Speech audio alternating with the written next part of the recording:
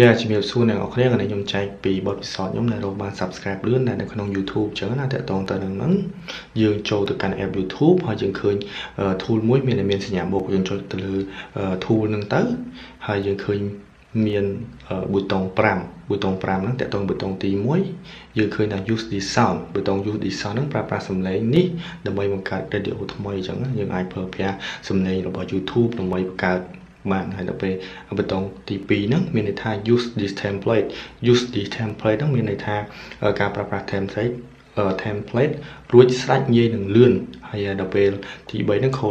collab មានន័យថា collab ជាមួយនឹង content creator ផ្សេងៗដែលគាត់ផុសវីដេអូយើងអាច collab ឬកាត់ជាមួយនឹងពួកគាត់បានដោយប្រើប្រាស់ real video ដាក់មុខរបស់យើងមួយចង្ហៀងអញ្ចឹងណាយើងអាចនិយាយឬក៏របៀបថាយើង review បានហើយតើតទៅនឹងទី4 green